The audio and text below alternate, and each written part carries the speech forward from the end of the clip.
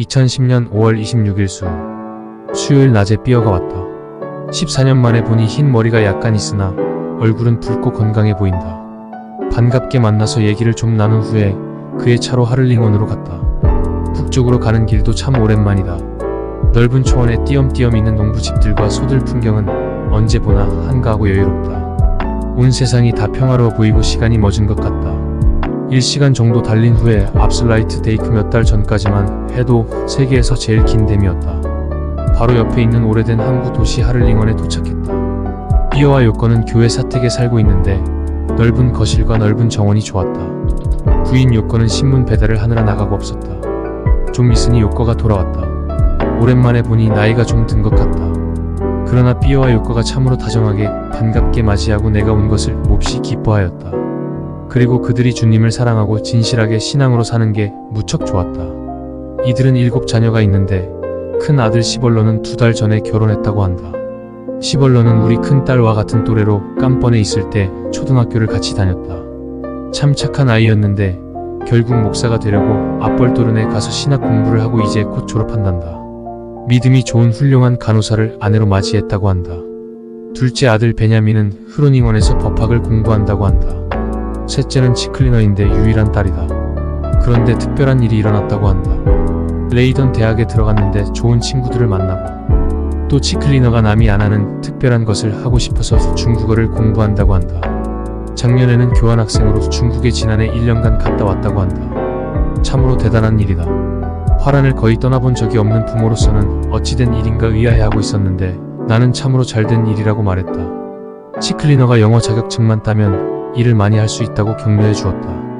하기사 삐어와 요코는 자기 나라를 떠나본 적이 거의 없는 소박한 사람들이라 중국이 너무나 멀리 느껴지고 생소하게 생각될 것이다. 그러나 그 딸 치클리너가 중국어를 잘 읽고 이해한다니 참 하나님의 섭리가 오묘하다. 넷째는 다오인데 음악을 좋아하고 성품이 좋아서 친구들이 많고 그래서 공부 집중이 좀 어렵다고 한다. 베냐민과 마찬가지로 흐로닝원에서 법학을 공부한다고 한다. 다섯째는 유수아인데 고등학교를 졸업하고 나서 대학에 들어가기 전에 1년간 기독교적 생활을 훈련해주는 학교에 들어가서 훈련받고 있다고 한다. 기독교적 세계관과 경건생활, 그리고 스스로 요리하는 법, 친구 관계 등등 실제적인 것들에 대해 기독교적 훈련을 받는다고 한다. 정부 보조가 없어서 돈이 꽤 많이 드는데도 기독교 교육을 중요시 여기기 때문에 대학에 들어가는 것을 1년 늦추면서까지 이런 교육을 시키고 있다. 여섯째는 요엘인데 고등학교 2학년이고 집에서 다니고 있다. 틈틈이 슈퍼마켓에 가서 일을 해서 학비를 벌고 있다.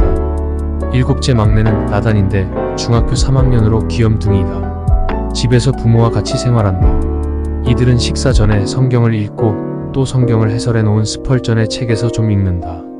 그리고 나단에게 질문을 하니 나단이 떠듬떠듬 대답하고 잘 못하는 것은 부모가 가르쳐준다. 그리고 나서 두세 사람이 돌아가면서 기도를 한다. 전보다 더 경건하고 신앙적으로 된 것 같다. 우리도 이렇게 자녀 신앙 교육에 힘써야겠다는 생각이 들었다.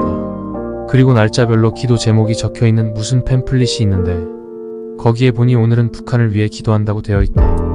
우리보다 더 북한을 생각하고 기도해주니 감사하고 또 우리 자신이 부끄럽다. 저녁 식사 후에 삐어는 결혼을 앞둔 젊은 남녀를 신방하고 대화를 나누러 가고 요코는 교회에서 몇몇 성도들과 함께 기도 모임을 하러 갔다.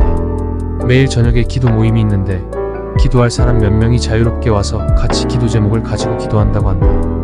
이번에 와서 느낀 건데 화란 교회 전체적으로 기도하는 모습이 많아진 것 같다. 나에게도 같이 가겠느냐고 해서 웬만하면 같이 가려고 하였으나 시차 적응이 안 되어서 지난밤에 2시간 밖에 못 자서 너무 피곤해서 그냥 집에서 쉬겠다고 했다. 혼자 침대에 좀 누워있는다는 게 잠에 골아떨어져서 그들이 돌아온 것도 모르고 계속 자버렸다.